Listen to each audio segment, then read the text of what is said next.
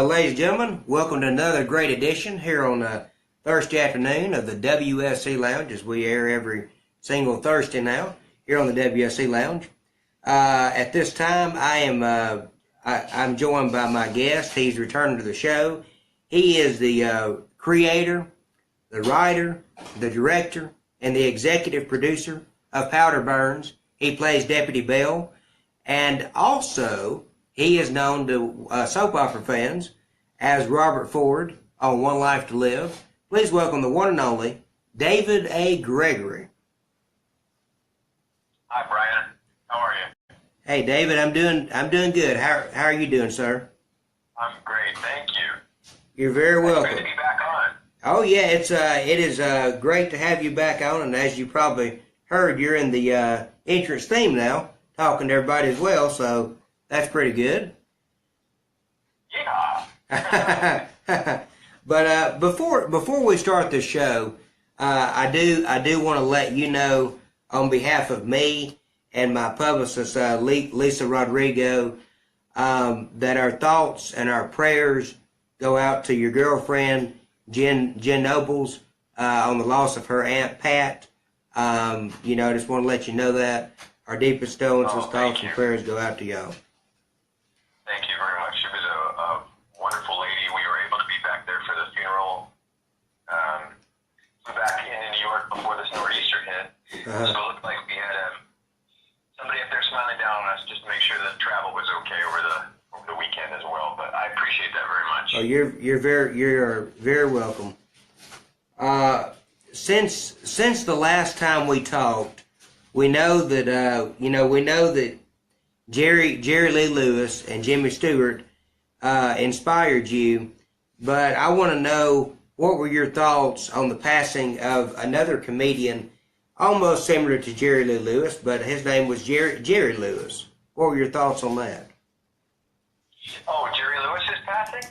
Yes, sir. Oh, Jerry Lewis was my idol growing up. He's the reason why I started performing. He's the reason why I wanted to be in movies. When I was a kid, I would watch his movies, and they would always say, written, directed, and starring Jerry Lewis. And I thought, well, that's what I want to do. I didn't really know what that meant at the time. I wasn't really aware of making a living as a kid, but I just thought that was so cool. And then growing up and learning more about his work with Dean Martin and their falling out, and so how he, sort of being a solo act and making his own movies, he invented the machine that allows playback to be had. So if the director is also the star of something, he can kind of go back and look at the instant playback and see what he needs to fix. And also his work with the Muscular Dystrophy Association, he just kind of had it all. And he passed away the day after my birthday last year, and I remember waking up, it was August 20th, reading about it and thinking somehow he waited so that I would have a good birthday before he went. I adored him. I thought he was the best. Yeah, he was one of a kind. Like you said, I remember every single year before he got not able to do it. I remember every single year he would come on with the muscular dystrophy telethon and raise money for that, and I thought that was such a great thing that he did and a great cause.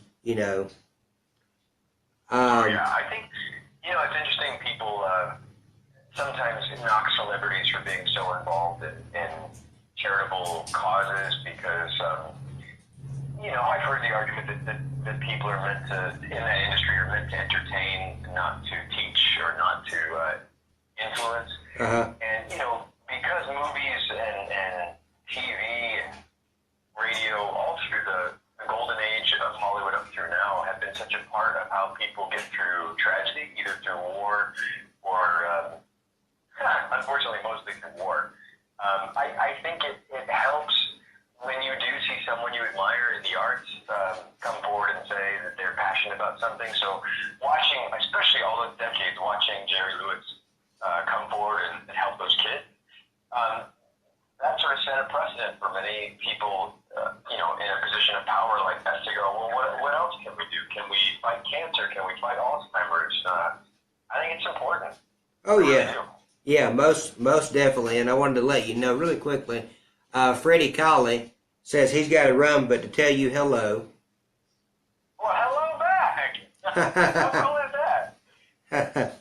And have you been in any musicals since the last time we spoke? Well, remind me, we spoke last year, right? Yes, sir. It was we spoke right around I believe it was right after Renee from One Life to Live had passed, and oh yeah, that's yeah. Right. No musicals. It's interesting. I guess I don't know if it's interesting, but I know the way it happened. Last year was a very busy year for me doing television work, and I got lucky. Some years are good, and some years are maybe not so good. Uh-huh. So I bounced around and ended up doing 5 different TV shows last year. And I think 3 of them have yet to air this year.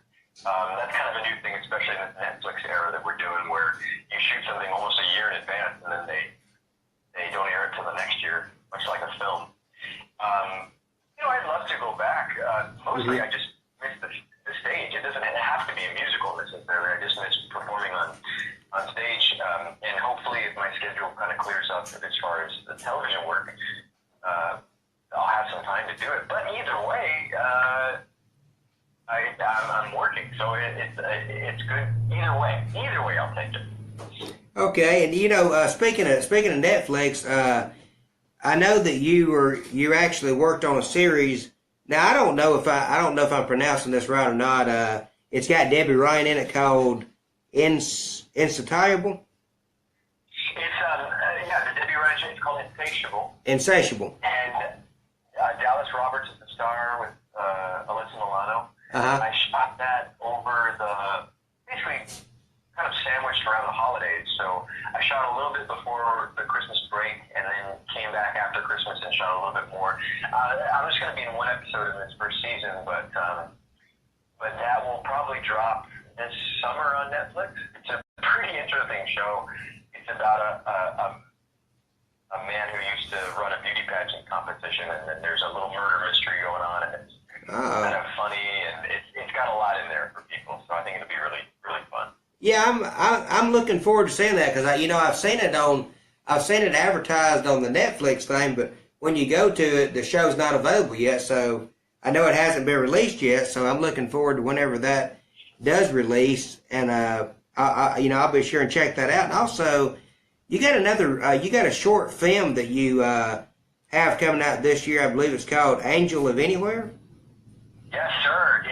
It's available now. If you have Amazon, you can stream it for free. Okay, I do have Amazon. It's making a couple of rounds in different festivals around the country. Uh-huh. I shot that in Los Angeles last summer with a good friend of mine named James Kicklighter. He's a great director. A couple of his friends wrote it, and basically he just surrounded himself with his friends, which is what I think part of this art is all about. You hire your friends, you work with your friends, and you create great stuff. But it's a great 16-minute film, kind of about, I described it to someone as if Frank Capra, the great director who did It's a Wonderful Life and Mr. Smith Goes to Washington, if he made a film about strippers, that would be this movie. Because when I first read the script, and I thought, well, I don't know if I want to play another guy that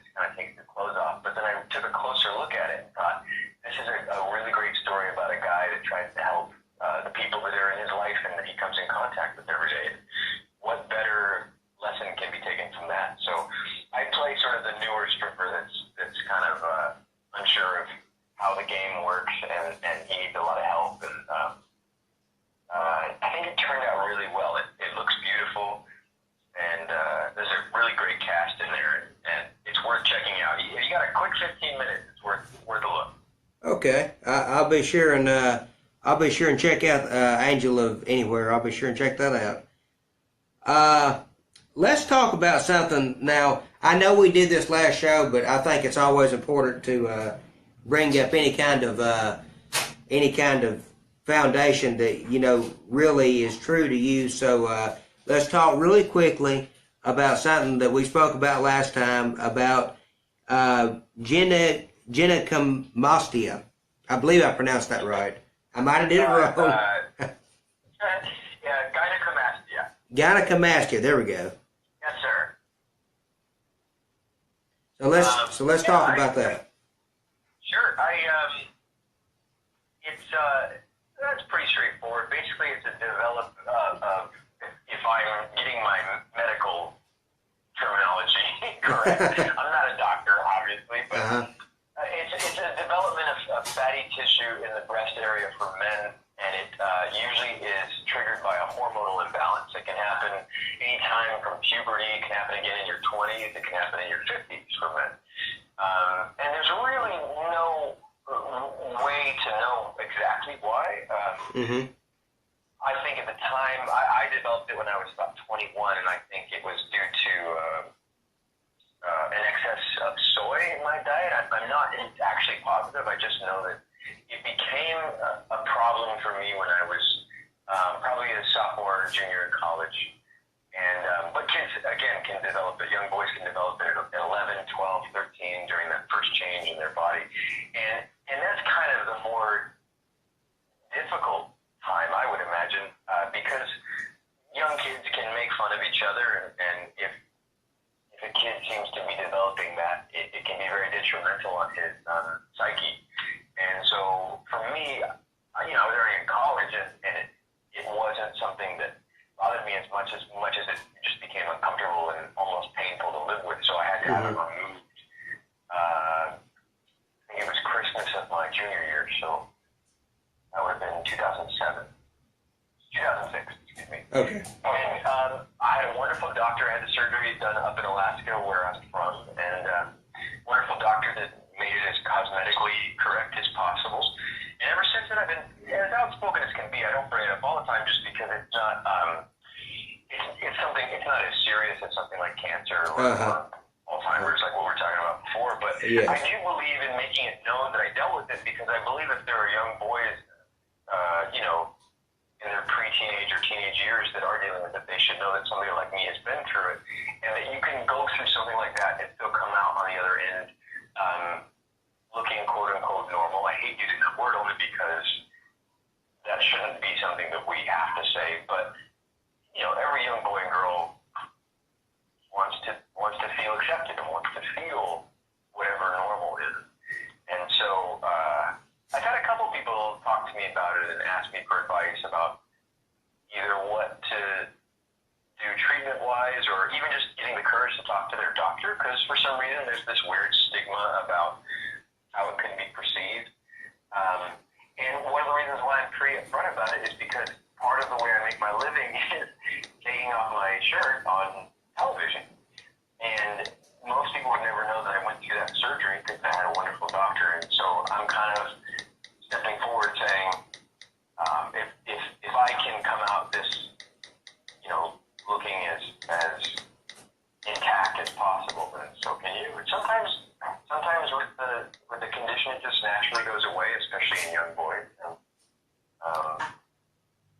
I have noticed, I think it may run in my family. I don't think it's genetic, but I think other members of my family have dealt with it before. So it may be something, if a family member has it, just to be on the lookout. Well, it's always good to bring something forth, like that, no matter if it is a major disease or not a major disease. It's always good to get that out there in the limelight, and let everybody know, what's going on, about the particular disease, whatever it may be, because a lot of like we talked last time, a lot of kids, I'm sure get bullied by it and stuff, and it's sad, but it's always good to come forward and let other people know about it that may not know about it. So I mean, that's a great thing. Agree. And as last time, because I know that she's a huge fan of yours and she loves you, can you give a shout out, another great shout out to one of your biggest fans, Vicky Borkin? Oh, hi, Vicky. I love that all these people I know, they listen to the show and they say hello. It really makes my day, especially because you guys are the ones that would stand outside of the studio in New York, or I would see you at different events when the soap was still in the air, and it just meant a lot to me. Somebody asked me recently, how does that make you feel? And still, all these years after the soap going off the air, people still find me on Facebook or want to say hi, and I just think it's great because you guys are the reason I had a job for so long. Vicky, I appreciate you saying hello, and I hope all is well with you. Well, I'll be sure and let her know that, because I'm sure that she'll watch the replay, because sometimes she doesn't get a chance to watch it live, but she does watch the replay. So sure. I'll be sure and let her know that, and she'll get a kick out of that, because last time she was just flabbergasted. You told her hello and everything, so that meant a lot to her. Last time you were on, we spoke about having a common interest in the love for the Golden Girls, and watching the Golden Girls. So I got to tell you something real funny. I was at Walmart the other day, and you know how they always have those retro shirts at Walmart, different shirts and stuff. Well, I seen the Golden Girls shirt, and I was like, oh my goodness. So I go over there, and the last few times I've been to Walmart, they're sold out of the Golden Girls shirts. So I'm hoping one of these days I'll go in there and they'll have a Golden Girls shirt, but they've been sold out of them. But I'll tell you what, Isn't that interesting? Yeah. What a show, a show that aired so long ago that still has that kind of power where they would still sell out of merchandise. Oh yeah, I know. Yeah. That's the staying power of some of these shows. They really, soaps included. I'm a big fan of Frasier, and those are still running strong in syndication. Golden Girls are running strong. Like, these things aren't going anywhere, and they're not going anywhere for good reason. It's pretty awesome. Oh yeah. And speaking of shows, I have my custom-made One Life to Live shirt on today, folks. You can say One Life to Live. A custom-made One Life to Live shirt. Oh, you're very welcome. And speaking of One Life to Live, I wanted to ask you because I've always wondered this on One Life to Live, when y'all had to film a scene in the snow or the storm, how did y'all go about getting the weather to be exactly how y'all wanted it? Did y'all have something to help it happen that way, or did you have to go to a certain area where it was actually snowing or that kind of forecast?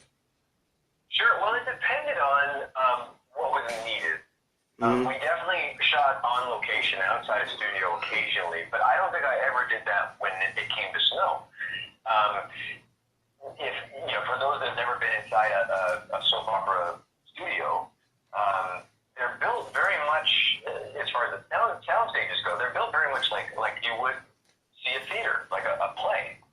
So, if you're looking out the window, they have machines and up in the rafters and things that can make it actually snow. It's not necessarily real snow, depending on what it's used for, but if something is photographed a certain way, it can, especially if it's slightly out of focus or a little farther away, it can make something look very realistic. And there was a few Christmas episodes I remember where they made it snow, and it definitely, the irony was, we're on the studio, we're wearing winter jackets and scarves, and so it's a little warm, so you're actually sweating.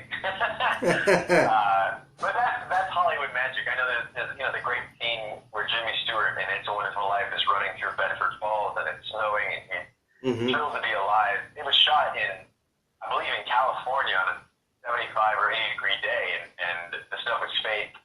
But the audience watching, every Christmas, they see it as just another cold day in Bedford Falls, and as long as the audience is seeing what they're supposed to get, I think that's all that matters.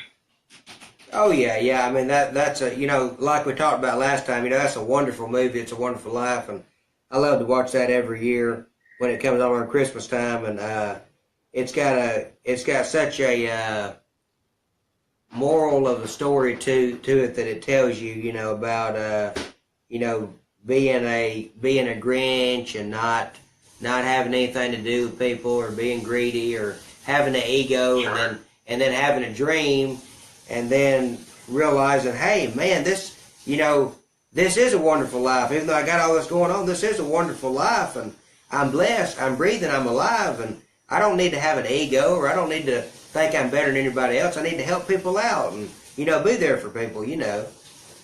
Right. So, right. But something else that something else I always wondered, and I don't have this wrote down. This just come off the top of my head about One Life to Live.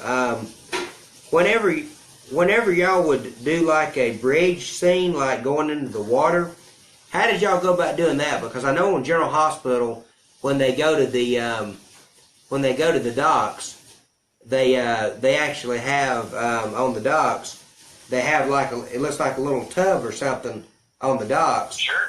But on the screen you see this big old massive pool.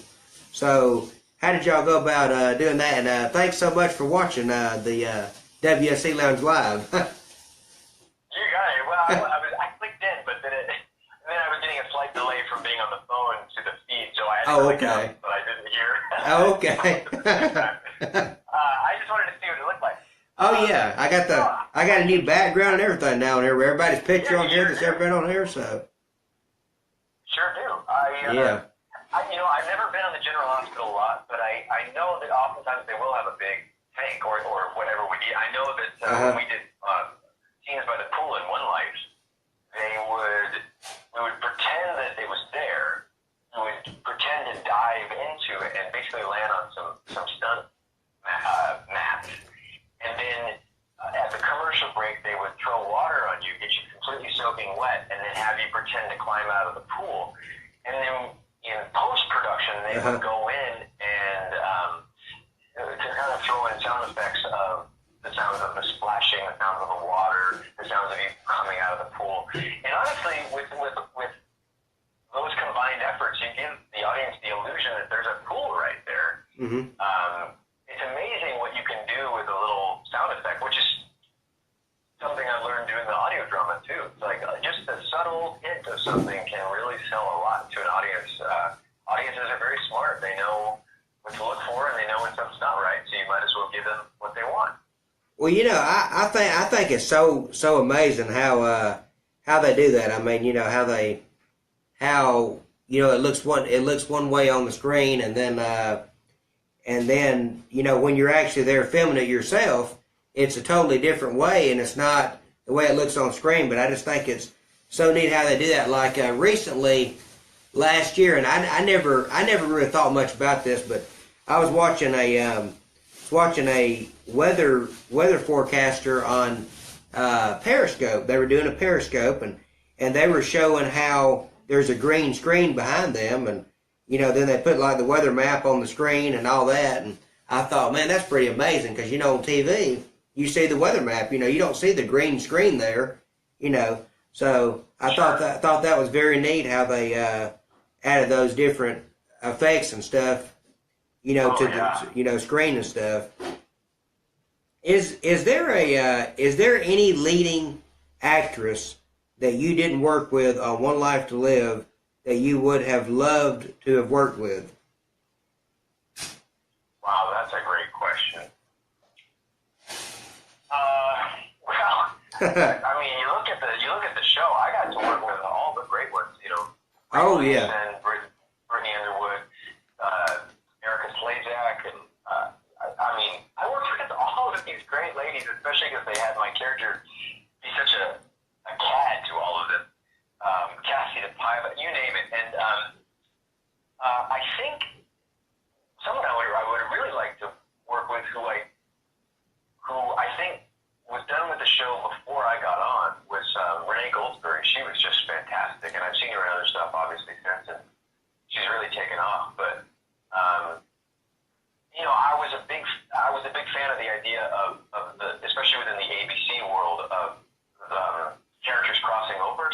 of been cool to play with some of the All My Children folks and the General Hospital folks if that ever came up. By the time I got on the show, the hint of cancellation was always kind of talked about, and so I knew that maybe it wasn't going to happen that we would be with any of the All My Children people, but I certainly lucked out with my scene partners, both women and men, when I was on the show, and those were some of the best days of my life. I wouldn't trade that for anything. Oh, Fantastic. Oh yeah, and Evangeline, when she was on One Life to Live, Renee Goldsby, like you mentioned, she was a fantastic actress, and I hated when they did that fire. They had that arsonist fire, and she ended up going into a coma, and she never recovered from it, and right. And I look now since One Life to Live has ended, and I see you, Brittany Underwood, Tika Sumpter, who played Lila, I believe it was on One Life to Live. I see Bree Williamson, Melissa Archer, Jessica Morris.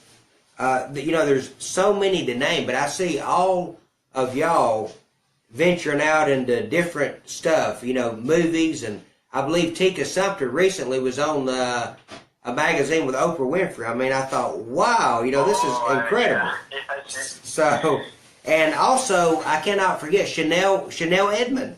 I mean, who played Destiny. I mean, she has come a long way. And also, Keely Messel, who played Danny. Kelly Massal. Kelly Massal. Yeah, I didn't know how to pronounce her name, but she's come a long way, and I mean, it's just incredible the amount of talent that y'all had on One Life to Live, and it's just amazing that a lot of y'all are still out there and doing different stuff. And I mean, look at Catherine Hicklin. I mean, she's been on the show, and she is the only celebrity hypnotist in the world, hypnotist in the world, and I mean, that's incredible. I mean, she's going around and putting on shows and helping people with their lives, and that's just amazing. Oh, sure. But I wanted to ask you really quickly before we get into what we really want to talk about, and that's Powder Burns. Sure. Before we get into that, do you have any upcoming Lifetime movies coming up? No, I don't, because I haven't been out in LA this last year. And Okay. that's where the majority of them are filmed. But I'm told that the one I am in keeps airing. I've been told by a few people that it's on. So if you see a little film called "Give Me My Baby" airing, that's me. And Kelly Sullivan, the great Kelly Sullivan from Young and the Restless and from General Hospital, she played the lead on that. And she's fantastic. I can't say enough about her. I actually knew her before we shot that, and she's the salt of the earth. She's the best. I would work with her again in a heartbeat. That's a wonderful movie. I seen that movie when it came out. I believe it was it last year or 2016? It was last May, I think. Yeah, last May. Yeah, it was a good movie though. I really enjoyed it, and now I have recently gotten a chance, because I know last time we talked, I said I was going to check out Powder Burns, and I just got a chance to do this the other day, but I had recently got a chance to check out Powder Burns. Me and my dad, who I told you was recently diagnosed with stage 4 pancreatic cancer, he listened to it. He really enjoyed it. He said that, and it actually put a smile to his face, and he said that it reminded him of the old days of listening to the Lone Ranger and Gunsmoke on the radio before you could actually see it on television. Oh, I take that as an incredible compliment, because those shows are what I listened to as a kid. I had little cassette tapes of them, and I kind of wanted to create a show that appealed to that audience that knew Gunsmoke and the Lone Ranger. But I also wanted to create a show that might sound a little bit like, the music on our show sounded a lot lot like the music you hear in Django Unchained or some more modern Western that's been made Yeah. this decade. So the idea was to kind of bring both worlds together so that somebody like my brother, who is more interested in the Tarantino Westerns, would listen to it, and someone like my grandfather, who loves the old John Wayne Westerns, would listen to it. And I think we found a good middle ground, and I'm very proud of the work that the cast and the crew has done. I want to slightly correct you only because I don't want to take all the credit. Okay. You had said earlier that I was the director as well, and I got my business partner, Noah DeBias. He is the director and engineer on it.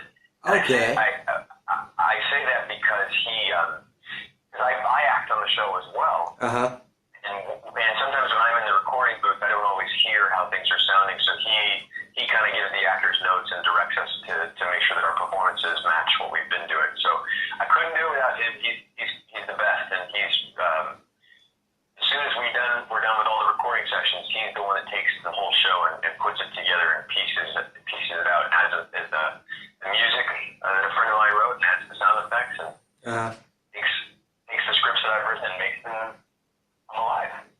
Awesome. Well, and what was his name again? His name is Noah DeBias. Noah DeBias, the director of Powder Burns. I am correcting that right now. Noah DeBias. Yes, sir. I just corrected that. He's the best. I approached him with the idea, I think, 3.5 years ago. Said, I got a couple scripts, I just want to try it. He was like, well, I've never really done anything like this before. And I said, well, you know what, neither have I. Let's work it out together. So we got everybody together to do the pilot episode about 3 years ago, and we've been off and running ever since. The trickiest part of doing the show has been the actors that we have on it they work quite a lot. So it's been hard to get everybody into the booth to record, but our most recent episode starred Ed Asner last year, and then the one we're working on now, our season finale, is about to air either later this month or early in April, and that one is going to have a whole bunch of One Life to Live people on it. Oh, wow. It's going to be John Wesley Shipp, who of course plays the sheriff, the blind sheriff, who the show is about, and of course he played my dad on One Life. I'm in the show, I play his deputy, and Florencia Lozano has been on the show for a few episodes, and she'll be coming back. And this is the first episode with Eddie Alderson coming back. I'm thrilled that he came up from Philadelphia to help us record, and he sounds great. He looks great. He seems to be on the mend, and he's just a big asset to the show. I'm really happy he got to do it. That's wonderful and very awesome. And speaking of the show, I wanted to know how do you go about getting because I know you mentioned your director does this, but how do you go about getting the sounds of the horses and the gunshots and just the feel of the Western, just the feel of the moving of the horses and the wagons and all that? I just think that's so cool. Well, Noah, basically, he and I have a lot of conversations about how we want the show to sound. And I've written it all into the script, so everything that airs is because I've written it into the script and we talked about how it's supposed to sound. But then he goes about finding a lot of the sound effects, and a lot of them he does by himself. Like he actually will. Somebody asked him how does he do the sound of the boots and the spurs and the dirt, and he says he puts on his old pair of boots and he records the sound of him walking in the dirt.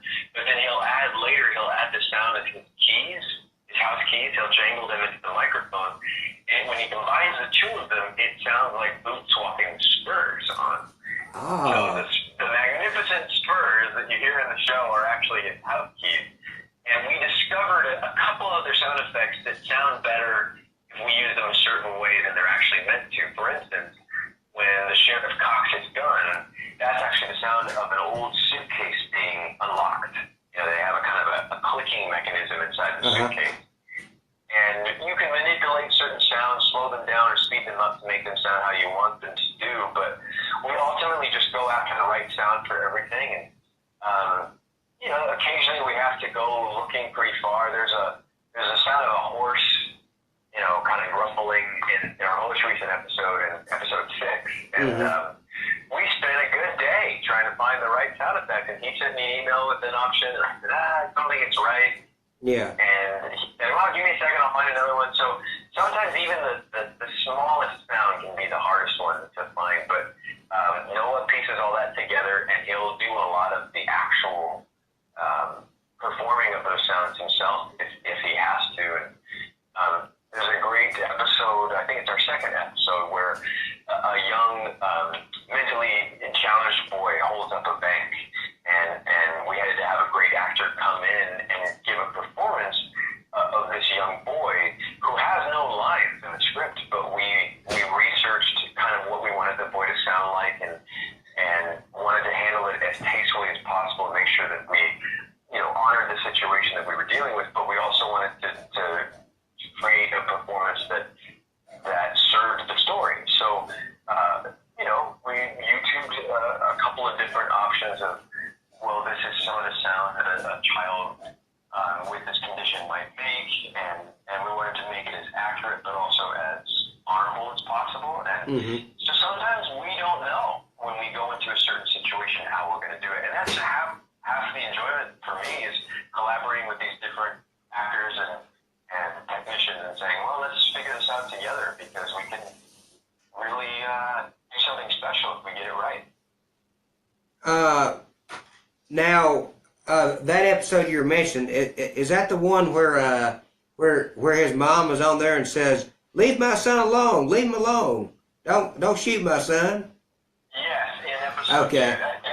That's played by Florencia. She plays Florencia Lozano plays his mother. I was thinking it was, and folks, for those who don't know who Florencia Lozano is, that is Taya Delgado from One Life to Live. For all those fans out there wondering, because a lot of fans, you say a name, they say, "Who's that?" And then you say the character name, they say, "Oh, okay, I know who that is." Oh, sure. But she will play. She's in episode 2 of the show. She comes back in episode 5, and then the episode we just recorded at number 7, she comes back in that episode as well. So she'll be in 3 of the 7 episodes, and she's just fantastic. Now, did you get a chance to catch this past Monday? She was on Kevin Can Wait as a guest star. I didn't. I saw. Did you tweet about that? I sure did. Yeah, I tweeted about that. Yeah. I gotta go online and find that. I think that's fantastic. Yeah, she did really good. She was she played his neighbor in the show, and it was really good, because I watched that show every Monday, and I saw her on the preview, and I was like, is that Taya Delgado? I was like, it sure is, Well, she's great. If you ever have her on your show, she is the sweetest woman alive, and she's also one of the best actresses I've ever met. And I hired her because she has this very facile, emotional ability, and the character that she plays on my show is very difficult to play. She's always either upset or crying, and when you're acting just for the microphone and not for the camera, it's hard to make those emotions just come up out of nowhere, when you're not already in a scene, when you're just standing there in front of a microphone with a script, and she does it every time, and she's just fantastic. Oh yeah, and I would love to have her on my show, so I'll try to reach out to her and see if I can get her on the show sometime. That would be a great. Tell her I put in a good word, and okay, sure. David Gregory said it's a good show to be on. Okay, thank you so much. I sure will. I'll let her know that. I sure will, and I really appreciate that. Powder Burns has won numerous awards.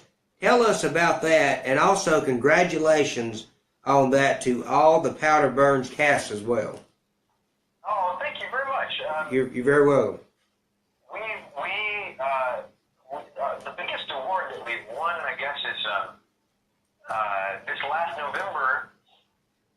We won what's called the Voice Arts Award, and that is, I guess Good Morning America did a segment on it. They called it the Oscars of Voiceover, and basically that's a ceremony held every year. The Society of Voice Arts and Sciences hands out awards for different categories like audiobooks and commercials and stuff like that.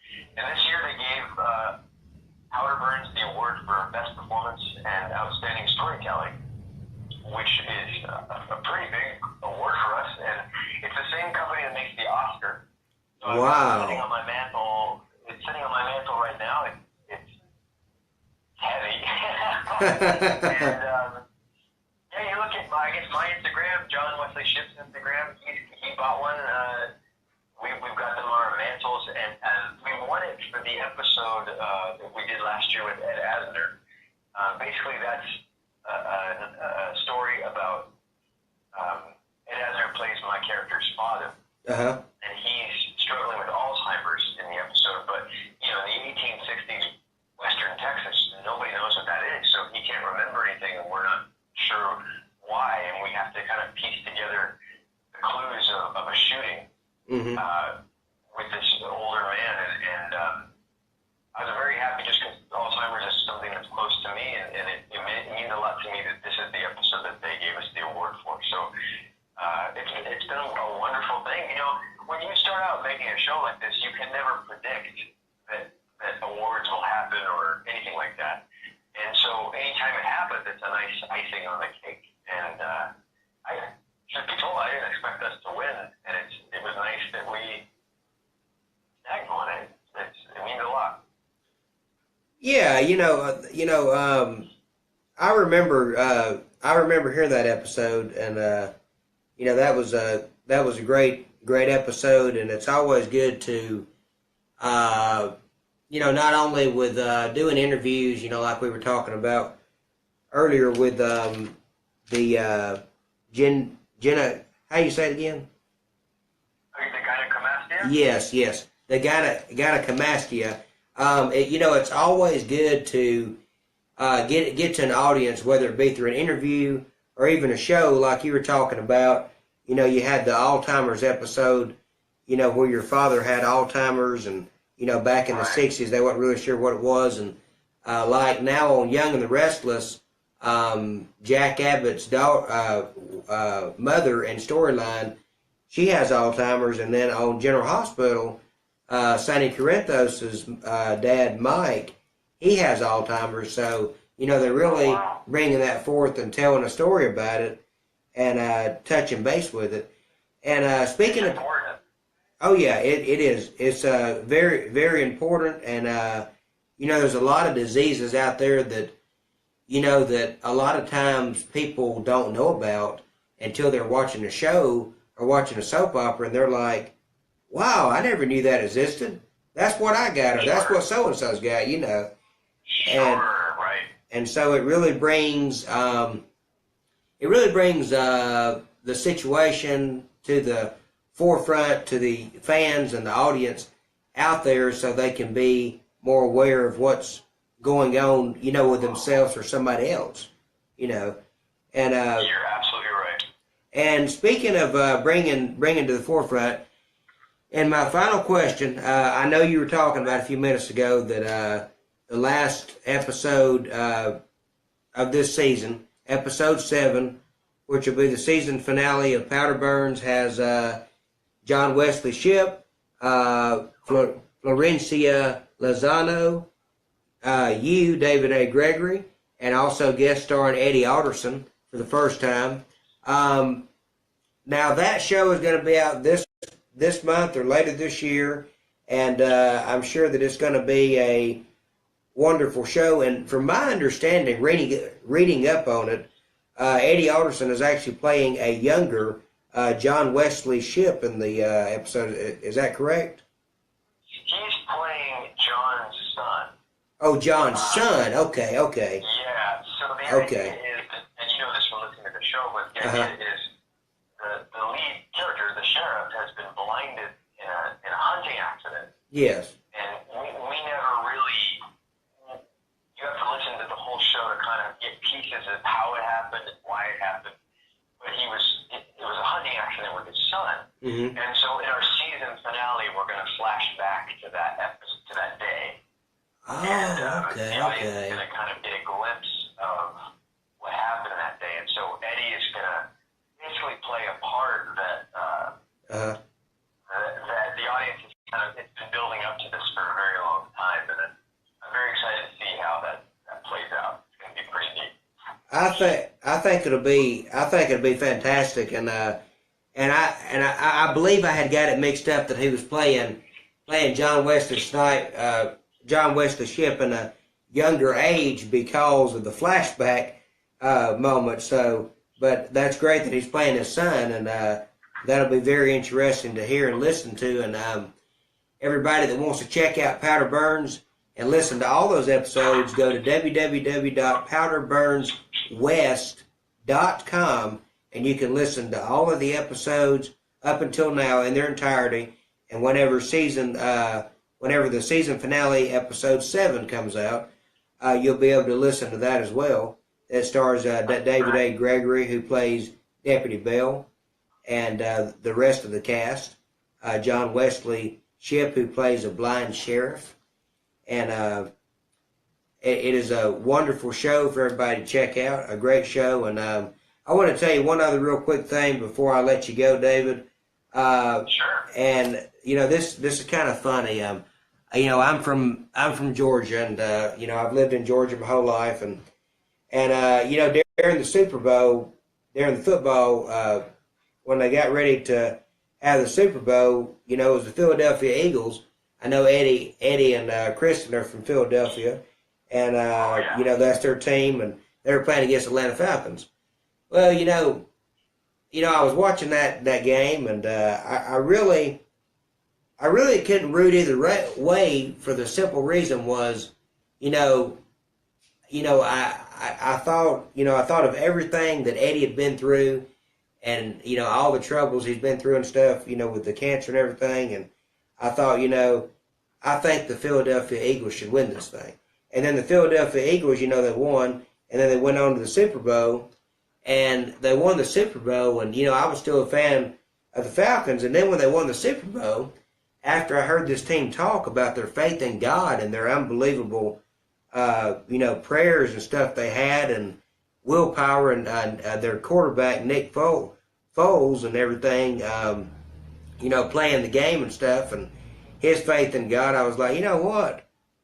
I'm going with, next year when the football season starts up, I'm going with the Philadelphia Eagles. I mean, because I've never seen a team out there that has such a strong faith in God and prays together, and I mean, it's just incredible. I mean, they've got a shirt out now. It was it's from the Bible verse, but they that wait upon the Lord shall renew their strength, shall mount up with wings as eagles, shall run and not be weary, shall walk and not fly. Well, it's actually got the Bible quote on it. It's got the Eagles along with it, and I thought that was really cool. That's pretty cool. Yeah. Because Eagles are referenced in the verse. That's pretty neat. Yeah, it really is.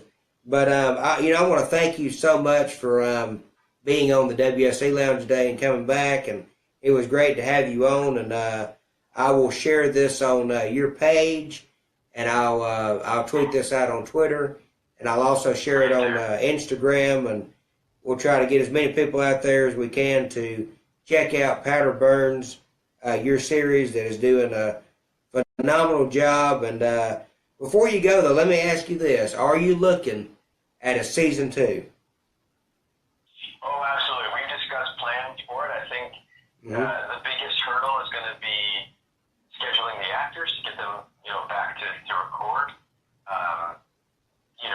Because we don't have to put in hair and makeup and have sets. We just record in the studio. It's a little easier, but all the actors are in demand, so it's been hard. And I think we got to get more funding for the show, and the show's really taken off. So if we do more, we definitely have to get some finances. I've put in thousands of my own money onto the show because I believe in it, and the show definitely needed some extra cash here and there. So it was a joy for me to do, but I don't know if I can keep doing it at this rate. But I would because I think the show means everything to me. It's seeing me through when I wasn't working as an actor, and it's allowed me to have something to work on, and I think we're very proud of each episode, and the stories that we're telling, I think, are important ones to tell. So you would say this show is basically your baby that you created. This is my pride and joy. That's the way I feel about the WSE Lounge. I started it in 2014. It's went under two different name changes, and now I've stuck with this one.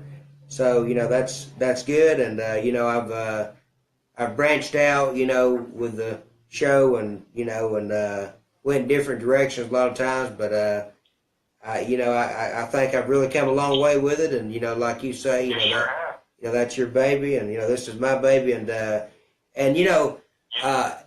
go ahead. I'm sorry. No, I was gonna say you know exactly what I'm talking about. Oh yeah, I do, and I got two suggestions for you though. If you do a season 2, I don't know if you can reach them, but I think two guest stars that I can think of off the top of my head that would be awesome to do a guest starring role on Powder Burns would be the legendary Chuck Norris, who was on Walker, Texas Ranger, and also the legendary Lee Majors.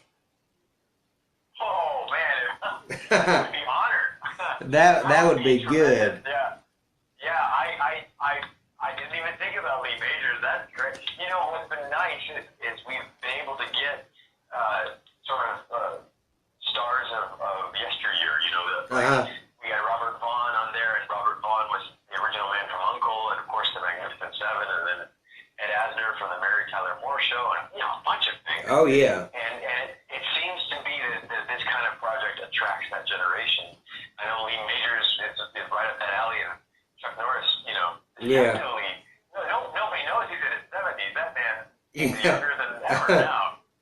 But I would be honored to have these guys perform with us, just because I think we're making a name for ourselves as a western that is enjoyable in the same vein as these old classic shows, and that means everything to me because those are the shows I grew up with on television, and that means a lot. I appreciate you mentioning that, because those are good choices. Oh, you're very welcome. You're very welcome. And I got to tell you though, if the late Chuck Connors was still living, he would be at the top of the list. Because for me, because he was awesome with a rifleman. Oh man, I love that show. I'd like to get Johnny. Oh God, what's his name? The one that played Mark. Played his son. Yeah, Mark. Yeah. Mark. The young boy on the show, he'd be perfect. Oh, he would. John, he played Chuck Connor's son. Yeah, the one that played Mark. Yes. Yes, yeah, he would be good, and I don't know if you'd get him or not, but Clint Eastwood would be good too. Oh, Clint Eastwood would be great. Johnny Crawford, that's his name. Johnny Crawford, yeah. Johnny Crawford, what a wonderful actor. He's also in a John Wayne movie I really like with Ed Asner, and they were in El Dorado together. They're great. These are all my favorite guys. And Chuck Connors, 6'5" or whatever, and just such a great presence on screen. It's too bad he's no longer with us. Yeah, he was a great actor, and the Rifleman's my favorite western, and then probably my second favorite would be Bonanza. That's probably my second favorite. Oh, I agree with that. Yeah, Bonanza's wonderful. Yeah. Gunsmoke is great. There's so many. Maverick, the original Maverick with James Garner was fantastic. Yeah. James Garner was good too. He was neat. I always liked to watch him too. Well, I sure did too. One of a kind. And I've noticed on your Twitter that you've been talking about different movies from TMC, I believe it is. Oh yes, I follow Turner Classic Movies. Yeah, Turner Classic Movies. Yeah. I follow them pretty religiously. I don't have cable. Sometimes when I go back and visit Jen's parents or visit my parents up in Alaska, I'll watch the Turner Classic Movies, and it's weird. Someone of my generation that loves those movies as much as I do. I know I'm not the only one, but I feel like I grew up with them. My memories of television and film are the same as my parents and my grandparents. The classic, like Andy Griffith. Oh yeah, I love the Andy Griffith Show and Leave It to Beaver. And and even in the films, all the film noir, Sunset Boulevard, and Mr. Smith Goes to Washington, all the Frank Capra movies, and I feel like that's kind of my purpose on the earth, is to do more entertainment like that in today's audiences. And for those of you that are curious, Powder Burns is sort of my way of starting that trend, that trying to bring something old back again. Well, you know, I think. Go ahead. I didn't mean to cut you off again. No, I was just going to say, I feel like that's my goal right there, to do that. Yeah, I'll always tell the guest, if we were in person, I wouldn't be cutting you off, because then I would know when you were going to talk. Oh no, it's not. But yeah, I mean, when you're not in person and you're on a show and you can't see the other person, then you don't know when they're going to talk, and you just try to guess. Sure. But yeah, I think it's wonderful what you're doing, David, and just keep up the good work, and we'll keep the support out there from the WSE Lounge to Powder Burns, and wish you all the best of luck in the world on everything you do, and I'll definitely stay in touch with you and continue to keep in touch with you, and I want to thank you so much for being on the show today. I know we went a little bit over from what we said. No, I appreciate your time. I appreciate your willingness to give me and Powder Burns a leg up. Oh, you're very welcome. It's always a pleasure. Always a pleasure to come on your show. You're very welcome, and hopefully I'll have you back again one day, and I will definitely get a message out to Florencia Lozano. Lozano, okay, Lozano. Florencia Lozano. Okay, I got it. Tell her I said hello, and tell Vicky I said hello too, okay? Okay, I sure will, and thank you so much for being on, and hope you have a good day. All right, you too, sir. Okay, God bless. Bye-bye. All right, you too, bye-bye. Bye-bye. Well, ladies and gentlemen, I hope you enjoyed that. We're going to take a quick commercial break, and we'll be right back to wrap up the show. Hey everybody, this is Patricia Darbo. I play Shirley Spectra on The Bold and the Beautiful, and you're listening to WSE Lounge. Well, ladies and gentlemen, that was David A. Gregory.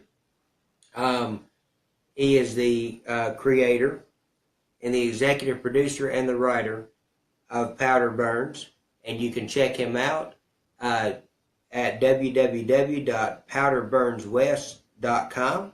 You can listen to the entire season of Powder Burns so far.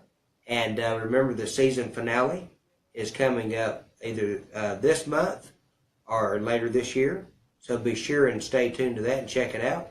And I will be sure and announce next week's guest in the coming days. I'm not going to announce them on right now, but I will announce next week's guest in the coming days. We'll be back here next Thursday, March the 15th. So with another great guest, and I hope you all enjoyed today's show. Once again, that was David A. Gregory, who plays on Powder Burns as Deputy Bell, and he also plays on One Life to Live. He played on One Life to Live as Robert Ford.